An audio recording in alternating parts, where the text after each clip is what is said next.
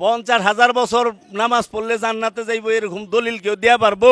বাবা শাহালি যদি আমাকে জাহান্নামে নেয় আমরা জাহান্নামেই যামু। আপনারা আল্লাহর গোলামি করে জান্নাতে যান, আমরা যামু না, আমরা শাহালির লগে থাকুম।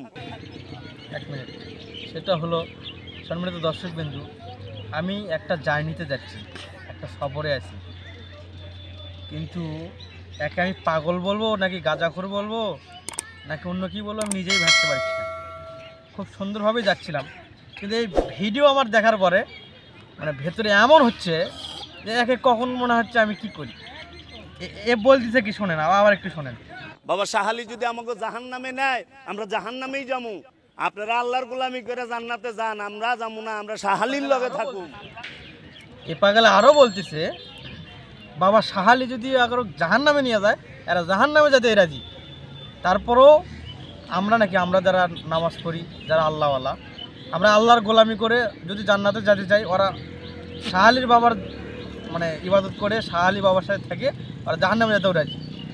চিন্তা করেন মানুষের বিবেক মস্তিষ্ক কীরকম বিকৃতি ঘটলে এরকম কথাবার্তা বলতে পারে। তারপর আরও শুনুন। হবে নফস, নামাজি জান্নাতে যাইব না, পবিত্র নফস জান্নাতে যাইব। আর নফসকে পবিত্র করতে হইব সালাত, সিয়াম এবং যাকাত, হজ, কুরবানির মাধ্যমে।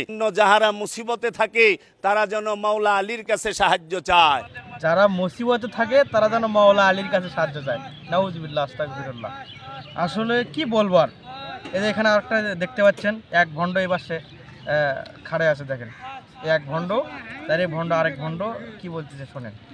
নামাজ আছে, হজ আছে, যাকাত আছে, কুরবানি আছে, কিন্তু আমাদের মাঝে আওলাদে রসুল এবং রসুলের প্রেম কম, প্রেম নাই। এই প্রেম না থাকার কারণে আমাদের মধ্যে নাকি রাসূলের প্রেম কম, ওর মধ্যেই বেশি।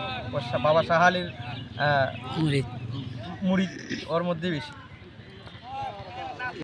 তো এরাও নাকি মুসলমান।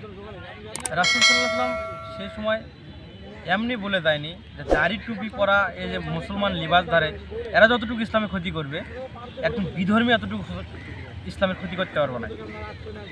তো যাই হোক, আমি আমার ভদ্রতা থেকে আমি কিছু বললাম না, আপনারা অবশ্যই মন্তব্য করবেন এবং ভিডিওটি অবশ্যই শেয়ার করবেন, যাতে মানুষ এই বিষয়ে জানতে পারে, তাদের সম্পর্কে ধারণা নিতে পারে।